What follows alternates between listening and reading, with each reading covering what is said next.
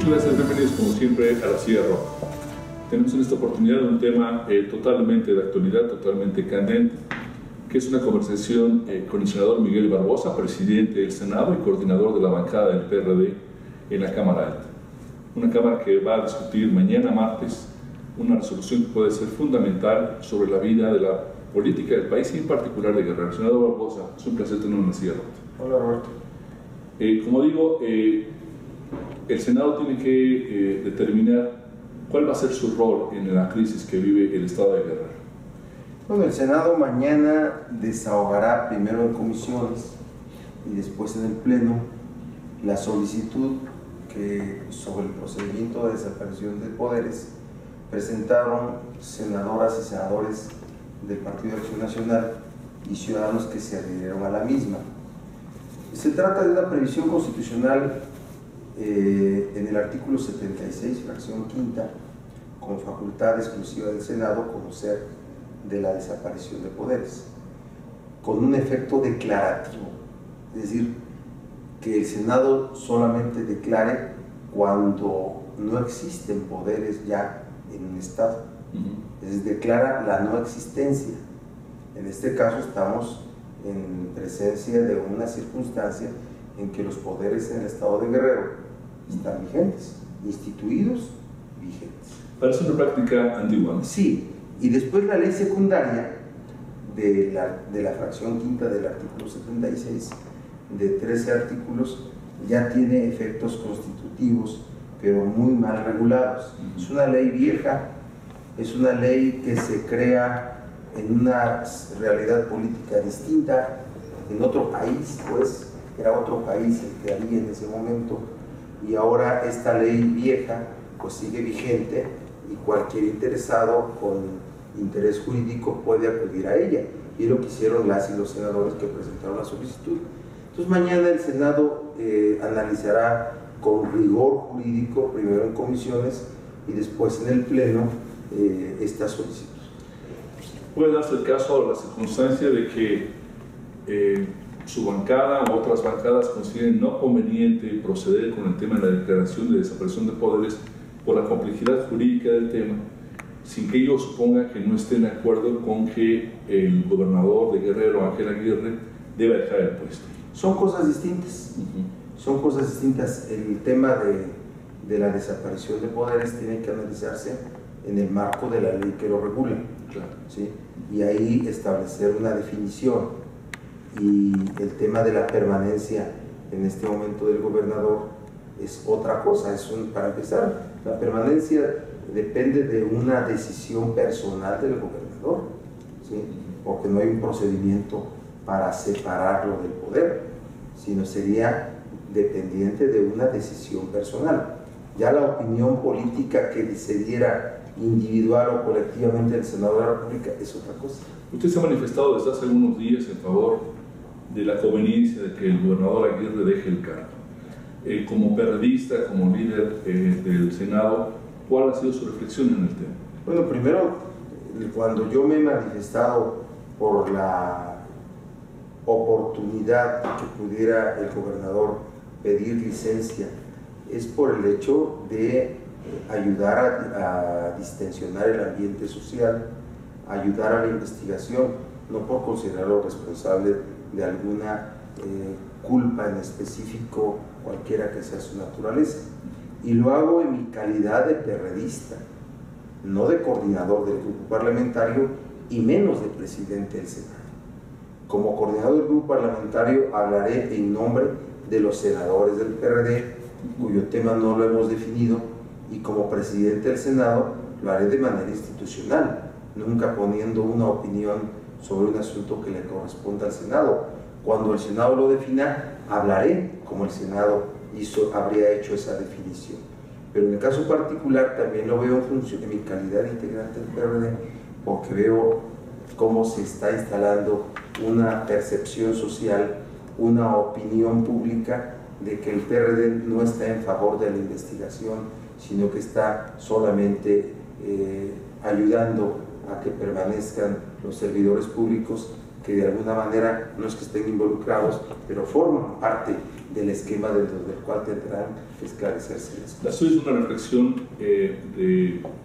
como periodista, como usted dice, es decir, preocupado por la vida interna del partido, por el impacto, los costos políticos del partido, o es una reflexión que entiende o que supone que hay una ruptura, digamos, jurídica, moral, política en el Estado que obliga a la salida del gobierno? Bueno, yo lo hablo como ciudadano. Hay que, la voz de nosotros, los servidores públicos, tiene que estar orientada por la opinión ciudadana. Y este hecho, que es un hecho monstruoso, lamentable, de aquellos, como yo los he calificado, los que nunca se resolverán, porque ahí, si aparecen, que nadie quiere que así sea, los desaparecidos ya ejecutados, muertos, los ya ejecutados el día de los hechos, ¿sí? 25 a 26 de septiembre pasados, ¿cómo se resarce el fallecimiento de personas? Nunca se resarce. ¿Cómo se resarce el daño que la sociedad ha recibido por el ejercicio de una autoridad vinculada al crimen organizado? No se resarce. Hubo un resarcimiento y una exoneración por los lamentables hechos del 68, del 71, las matanzas de Acteal, de Aguas Blancas, del Chaco, en el mismo Guerrero. Nunca hubo una exoneración, ¿sí? Estos asuntos hay que tratarlos con buen gobierno, pero lo primero que hay que hacer es un esclarecimiento de los hechos puntual. Si en ese tiempo el asunto quedó así, fue porque no hubo un esclarecimiento puntual de los hechos. Pero si alguien puede pensar que hoy el final de esta investigación va a ser un acuerdo o una componenda, se equivocan. ¿Por qué? Te voy a decir por qué. Porque hay otra sociedad, hay una sociedad distinta que no va a permitir un desenlace así, y por tanto los servidores públicos tenemos que hablar en esa interpretación. Y yo creo que el PRD tiene que tener, para salir, para transitar de este momento coyuntural tan complicado para el PRD, porque los hechos ocurren en un municipio gobernado por el PRD, en un estado gobernado por el PRD, la mejor forma de que el PRD puede transitar, como es, aliado de la investigación, aliado de fincar responsabilidades, aliado de la verdad, y no viéndose como un esquema, como un comportamiento que quiere provocar un encubrimiento, aunque no lo sea así. Pero hay que actuar con mucha tingencia, y por eso me siento obligado a hablar así. En este país que usted escribe que ha cambiado y que quisiéramos todos que cambiara de una buena vez, ¿cuál es el límite del hombre público cuando ocurre una atrocidad de este nivel? ¿Qué pasa cuando el hombre público dice, bueno, yo no lo ordené, yo no fui el alcalde, yo no hice pactos con el crimen organizado, a mí no me pueden acusar? A pesar de que el mundo entero, diría yo, nos escupe su indignación sobre lo que pasó en Guerrero. ¿Cuál es el límite de la responsabilidad del hombre público en este tipo de casos? Bueno, el hombre público en un Estado de Derecho se enmarca en las obligaciones y atribuciones que le da la propia ley. Ahí se enmarca. Y dentro del Estado de Derecho es obligaciones, atribuciones, transparencia, rendición de cuentas, comportamiento ético, moral, todo, así se califica la vida del hombre público. Y cuando hablas de lo que está pasando, pues puedes calificar esto desde la acción hasta la omisión. Y en este caso, pues quienes están involucrados en este asunto lo estarían en diferentes niveles. Yo no estoy viendo a servidores públicos más que al alcalde de Iguala y a un esquema de gobierno que tenía allí, incluyendo al policíaco, que lo veo involucrados directamente en un esquema de estrecha relación con el crimen organizado, hasta el nivel inclusive de mandos. Así puede verse. De los demás servidores no los veo así, pero tienen obligaciones de accionar. Eso de que la federación tiene una competencia que impide a la autoridad local actuar, o viceversa, o al revés, eso no es cierto. Una autoridad tiene obligación de actuar, y en todo caso, cuando haya responsables o responsabilidades o detenidos, remitirlos a la autoridad competente. Pero no puede decirse, yo aquí no actúo. Ni Guerrero, ni Iguala es el único municipio de Guerrero, al parecer, que tiene vínculos con el crimen organizado, ni Guerrero es el único estado con municipios que tiene vínculos con el crimen organizado. Entonces esto es un asunto de Estado, es un asunto de Estado. ¿Cuál es la calificación que se va a tener del Estado si no se actúa con una investigación completa? Del narcoestado. Y ahí no es el gobierno federal, el narcoestado es gobierno federal, gobierno estatal, gobierno municipal y sociedad. Entonces por eso yo digo que hoy, si se pretende resolver esto con una investigación parcial, quien no va a dejar que así sea es la sociedad que hoy se tiene.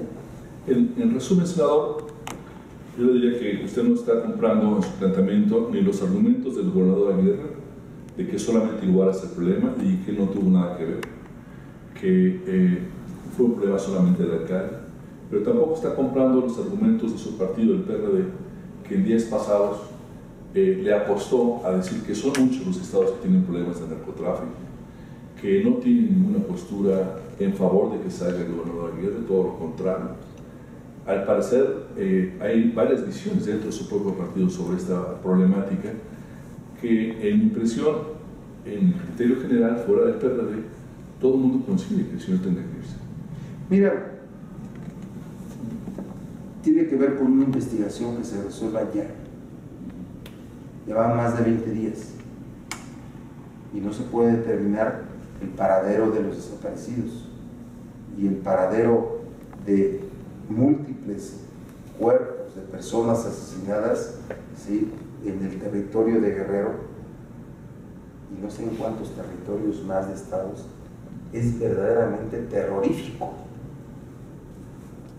Ya no fueron los estudiantes los que encontraron las primeras fosas.